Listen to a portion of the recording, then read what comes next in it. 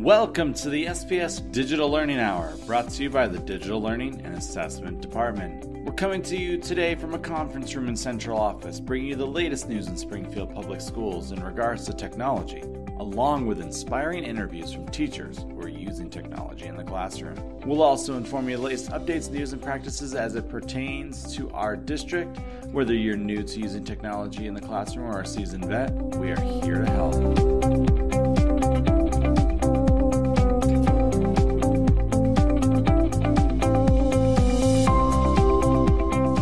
Thanks for joining us today. I am your host, Mike Thomas, the Bearded Tech Ed Guy. You can find me out on all those social media sites at Bearded Tech Ed, or you can check me out on my new website, beardedtechedguy.com. In case you missed it, there's an exciting PD opportunity out there for all kindergarten and third grade teachers, and that is how to implement computer science in the classroom. As you know, our district has begun an initiative to ensure that all students are taught computer science and computational thinking in elementary school. We're engaging in this work for a few reasons. Number one, regardless of your career pathway that the student chooses, computer science and computational thinking are essential to 21st century learning and being able to be college and career ready.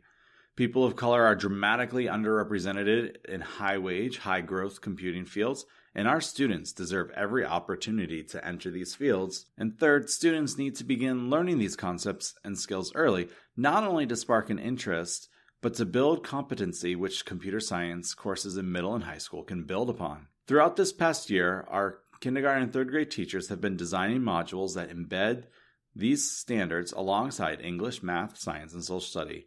The modules will be ready to implement in kindergarten and in third grade classrooms across our district this coming year. We're recruiting as many kindergarten and third grade teachers as possible to participate in a professional development and implement these modules in their classroom. No prior experience with computer science is needed. Simply an interest in ensuring that SPS students learn these concepts and skills. Professional development will include the introduction to computer science and computational thinking, focus on equity and teaching with all students in mind, and preparing teachers to deliver the kindergarten and third grade CS modules in their own classrooms. Teachers will be paid for their participation in the PD, along with expectations that they will be implementing the CS modules during the next school year, which is 2019-2020. Teachers do not need to carve out special time to teach these modules, as they are designed to be taught alongside ELA, math, science, or social studies units, and only amount to about 12 to 18 lessons over the course of the entire school year. Each school will also be provided with the necessary equipment, such as robots, to teach the lessons. Our goal is that we would have at least one kindergarten and one third grade teacher participating from every school in Springfield. Teachers can sign up for the professional development opportunity in My Learning Plan, which is on search. When you get there, you're going to search for CS for All Teachers PD, grades K and 3. So if you're interested in learning more all about that, you heard a few weeks ago from Katie Bevan, one of the organizers of all the teachers that helped create these modules for K-3 a few podcasts ago. I encourage you to go listen to that. I encourage you to go check this out because this is a great opportunity for you to be able to not only learn the computer science standards that you need to be teaching, and also provide you with materials so that you can teach them. That's it for this week's In Case You Missed It. Coming up next is our topic of the week.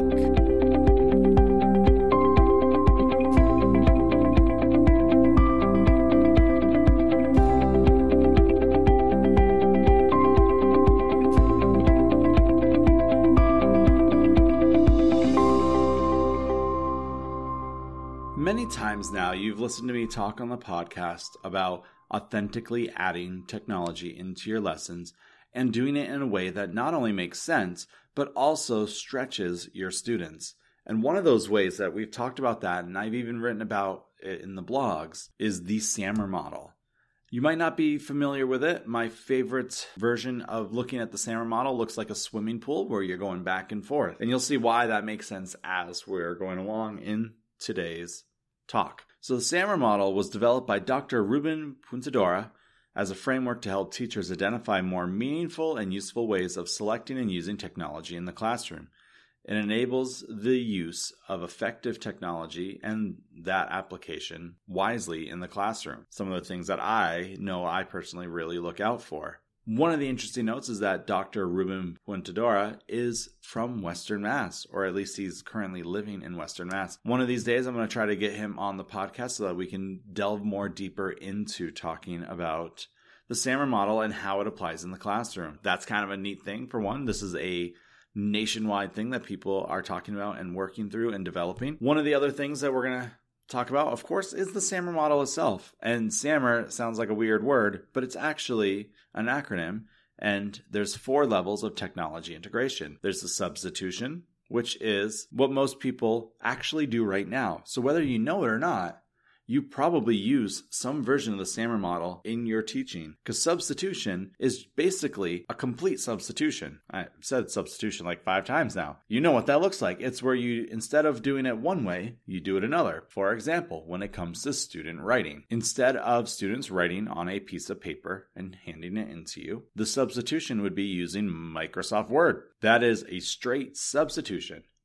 There's no functional change in what is happening. And that's the idea behind substitution, is that nothing has changed with the assignment. It's the same assignments, the same things, same thing is happening. What's neat though is that with substitution, it actually adds and leads you directly to the next one, which is the A, which is augmentation. So this is where the tool is substituted with some functional improvements. Now, I taught 5th grade. I know that's one of my pain points always with students was with their spelling. It's also one of my pain points. I'm sure if you read through my blog, you will find numerous spelling mistakes.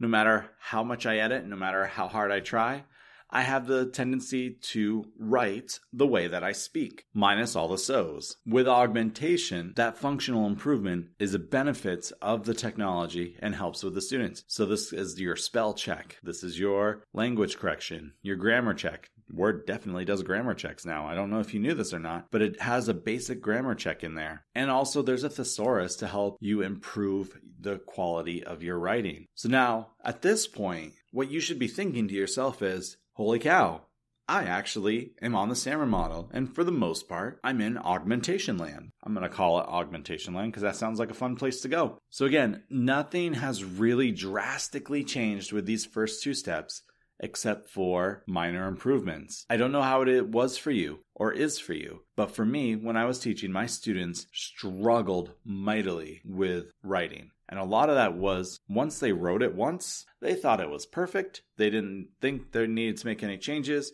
And then when you go through the editing process and they realize that, oh, I could use more here or more there, depending on if it's coming from me or another student asking them questions about their writing, they would get frustrated because they would have to rewrite everything. And for many of our students, handwriting and writing is a challenge. So that's where the augmentation and the substitution comes in. It is a whole lot easier to edit writing when it's on the computer versus when it's on the paper. I know this is just one small way that SAMR works, but SAMR can be applied in every subject you teach. There are ways to use this whole model. There's things that you do in your math classroom that could be improved with a little bit of technology integration.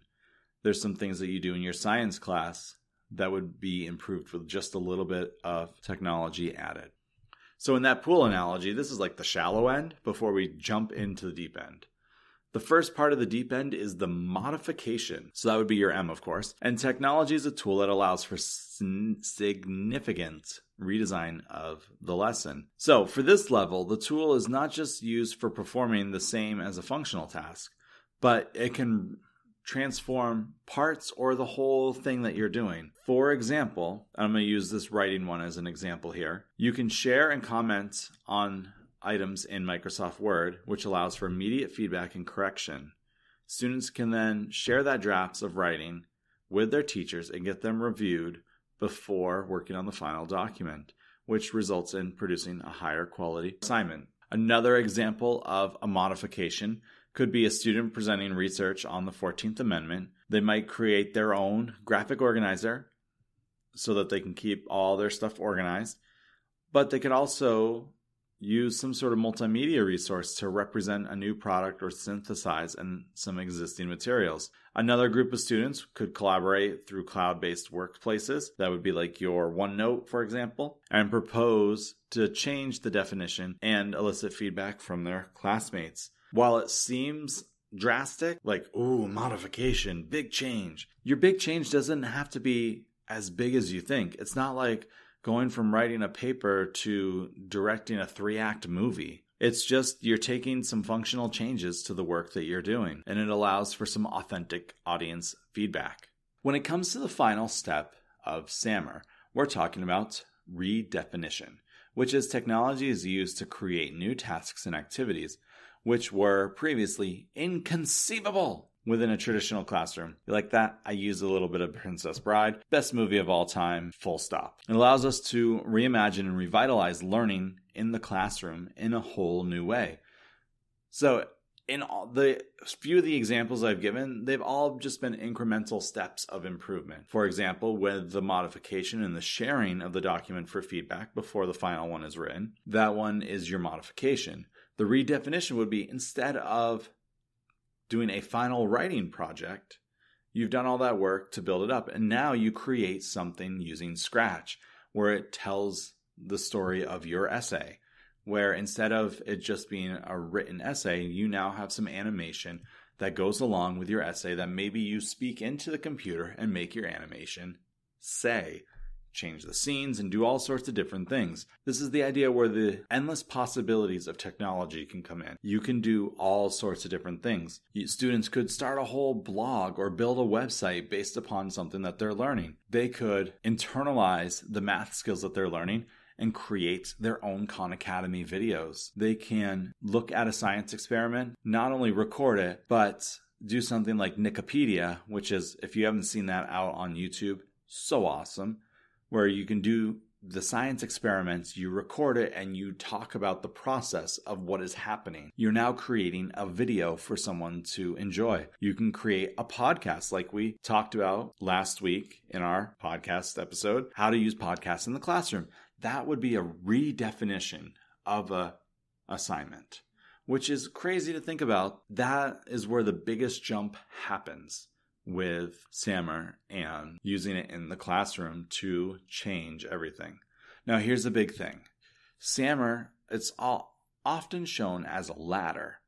If we think of it that way, we'll think that redefinition is where we should try to get everything we do. And I don't think that's true. And I think many teachers would also agree that just because we can doesn't mean we should. With this particular model, redefinition is not the end goal. The end goal is to be using technology in authentic ways throughout the process. If you're always doing the same writing assignment and then you just change it to substitution and they're doing that writing assignment on the computer, you've achieved one step, but there's so much more that students can do with that assignment once you start to integrate technology in. And this is the way to get the most use of technology in your classroom out effectively. There's this great website that I follow called Ditch That Textbook. One of the things on this site, they have a list, the author created a list of 10 ideas for reaching that redefinition level, including doing Skypes in the classroom on a particular topic. So that would be, for example, he talked about himself and a teacher in Spain. They had their students working in pairs via Skype on a predetermined topic. Then they wrote in their second language about the conversation to the other students. 10 years ago, that would not have been possible. It's something you could do today. Also, public blogs. There's many different free sites. There's many different ways to do it. We're always all about writing, but having a public blog and putting yourself out there requires a little something more of you. That could be redefinition, because you're taking your ideas to the world, not just your ideas to the 20 or 25 students in front of you. Also, getting global perspectives. Students write in Google Documents, or in our case, Microsoft Word, blogs, wikis, or any other writing tool, and factually about the event, and then share their opinions about it and how it compares, how it's perceived in different parts of the world. You can do some sort of aid the community competition where you're working on a project, this goes into project-based learning, to engage in a project tackling issues in the community. You can have students be working together, not just in this community, but throughout the world and working with researchers on their idea to improve, which also means you may need to step outside your classroom and examine the world around you. And this one, especially for writers and writing classes, we're always having our students writing. Why not help them create an iBook or some other ebook publishing platform would work, where they are creating their books, which they could be offered for free, or they could be creating a book to benefit a charity or a cause. I know there's a great teacher over at South End Middle, and she always has students doing projects about something they read and how it affects and how it is currently affecting them around the world. They could, if they were writing, they could write a short book on it and then sell it for a charity or a cause and give that money to the charity. That would be a way for them to engage in the community and also use technology in a way that was never used before. I am definitely including this in the show notes because I think there's a lot of great things you can do here. One that he actually mentions in here is something that I have done in the classroom, but I never took outside of my classroom, which was doing some sort of Twitter writing. If you had me for 5th grade as a teacher, one of the things I did when we were doing haikus, I called it Twiku. I picked that up from some other website that I was reading. But basically, students had to write haikus that fit into the haiku formula, but also fit into a Twitter post. And this was back at the time when Twitter was only 180 characters. It'd be so much easier to do it now with so many more characters, or 140 characters, I believe is what it was originally. 180, 140, somewhere in that mid-100 range. It would force them to create a haiku that not only fit syllable-wise, fit character-wise, and then if they had room, they could put some hashtags. I got some blue paper and we posted these up outside my classroom, and some of the students came up with some of the most creative haikus that I've ever heard. A few other ones on here. I'm not going to get into all of them because I want you to go out and I encourage you to check out the blog. But they involve sketchnoting, which is something that's super cool. If you've never heard of sketchnoting, I highly suggest you go and Google it. Go onto YouTube. Check it out. There are so many cool things about it. But basically the idea is where they're drawing their notes. You've probably seen these before as you've surfed around. There's also bookmark annotating, Nearpod presentations, which is something similar to PowerPoint, but it's very interesting to check out. And then, of course, creating a paperless classroom, which many of you in the district are already trying to do. So again, that was from Ditch That Textbook, which I'm going to make sure that the link for this particular article is in there. I've read through there's also a free ebook on the site for you teachers too who are interested. If you sign up for the newsletter, it's 101 practical ways to ditch that textbook. A lot of great ideas on getting technology integrated into your classroom.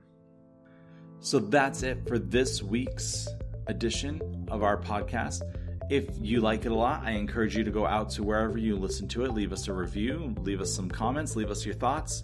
Let us know how you're using SAMR in the classroom, or if you even think about it as you're going about your process of creating your lessons and your units and the things that you are doing with your students. One of the things that we do pride ourselves on in this podcast is the ability to interview teachers within our district to help us see how they're using technology in the classroom. We have a couple of great interviews lined up that I'm going out to record in the next few weeks. I encourage you to check them out for during this time as we're wrapping up our MCAS season. We have time to actually talk about some of these educational philosophy things like the SAMR model or how to use tools in the classroom like the podcasting from the previous episode. So I encourage you to continue to listen, check us out. If you know of someone who would be great to interview, I would love to get their name so I can reach out to them and talk to them about how they are using technology authentically in the classroom. When you listen to us and you leave us reviews, that helps us move up the boards and also helps us know that you're out there listening and that you are supporting us in the things that we are talking about. So thanks for listening this week. I'm your host, Mike Thomas, the Bearded Tech Ed Guy, and this is the SPS Digital Learning Hour.